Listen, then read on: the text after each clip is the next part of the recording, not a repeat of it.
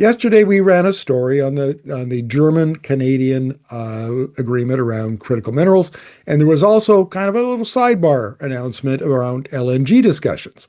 So we spent a lot of time yesterday on the critical minerals side. Today, we're going to talk about LNG, and I'm going to lay out the pros and cons of exporting Canadian LNG to Germany.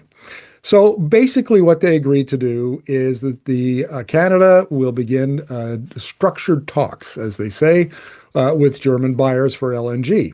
And a little background on how much natural gas Germany uses and what it uses it for. So their industrial use is about 4.6 billion cubic feet per day.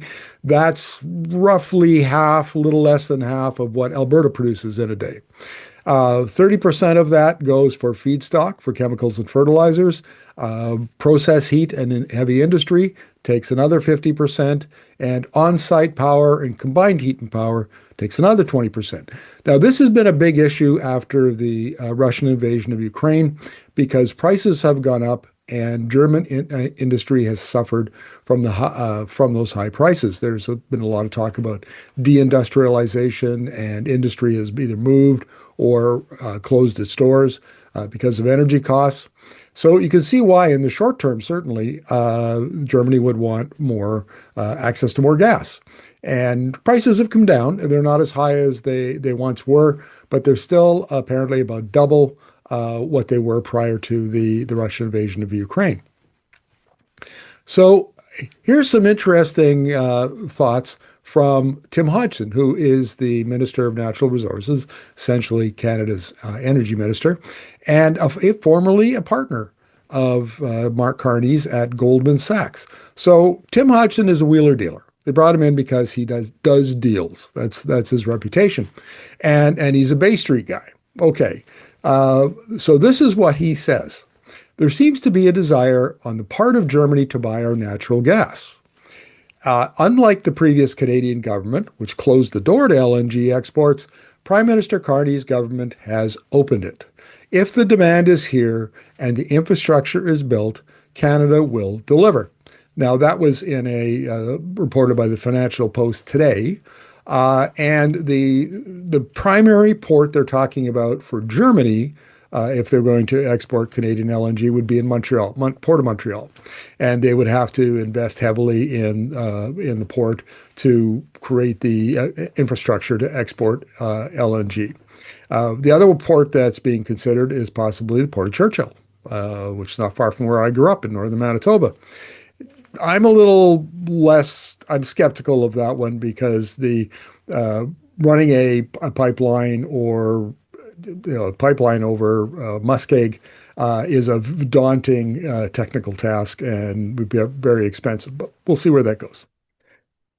So the government has made it very clear that they are now pro LNG, and where there are opportunities, they're kicking open the door, as Minister Hodgson says. So I want to provide 3 reasons why Canada should be cautious about LNG. So here's the first one. And this has to do with global demand from China and other Asian countries and Europe.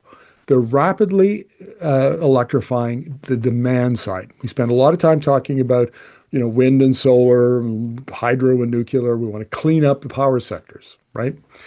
But really the story here, the big revolution in the energy transition is the electrification of demand, the electrification of transportation, form of EVs, the electrification of buildings, of heating and cooling of buildings with heat pumps, the electrification of industrial processes, many of which include heat pumps, but also, we've done stories on like the Rondo heat battery.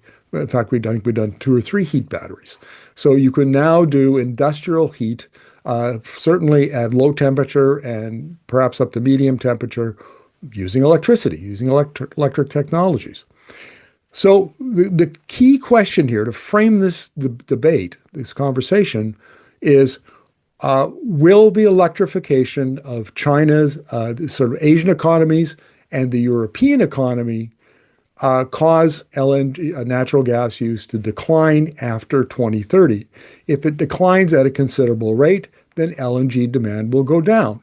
If it declines, it doesn't decline, stay steady, then it's great. We've got a market out to probably to 2050.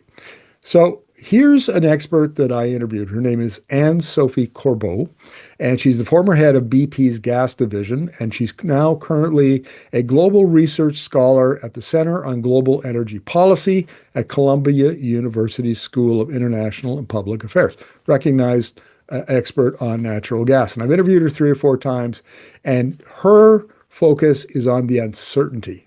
And you don't get that from Mark Carney, and you don't get that from Tim Hodgson. For them, it's full speed ahead.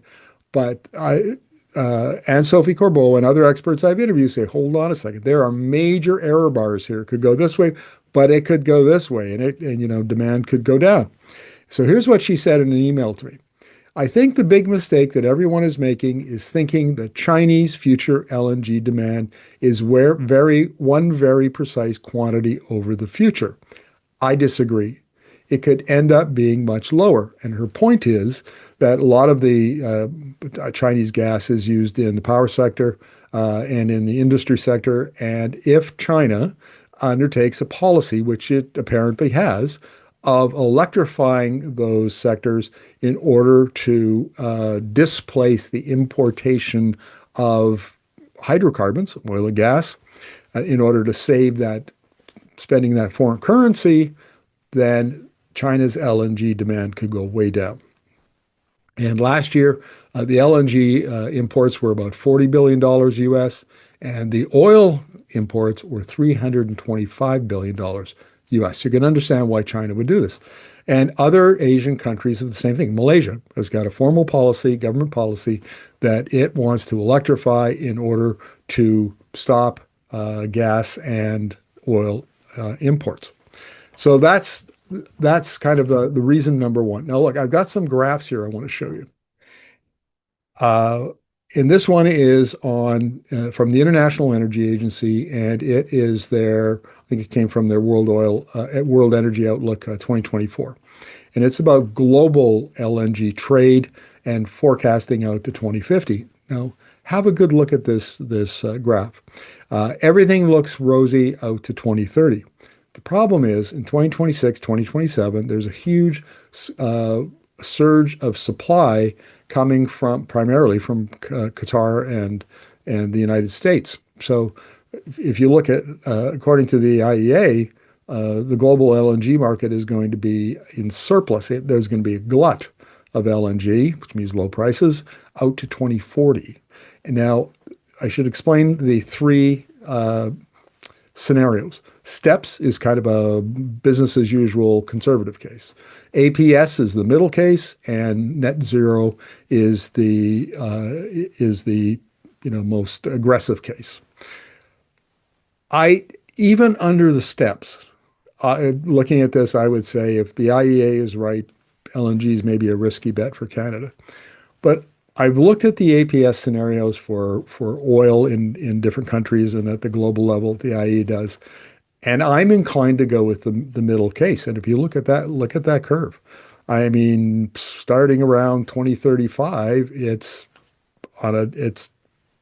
decidedly down. And when would this, if we build LNG facilities, they wouldn't come on before 2030, 2031, probably even after that. So we would be building facilities just as LNG demand craters.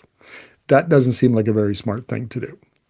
The next thing I want to show you is the IEA's modeling for European LNG demand.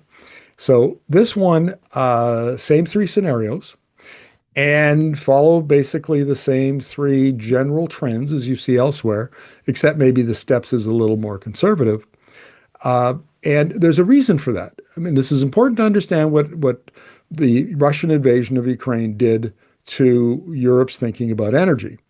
They had been getting 40% of their gas from Russia, and that vaporized overnight. And so they immediately had to go out and get some short-term supply, but they brought in a strategy called Repower EU.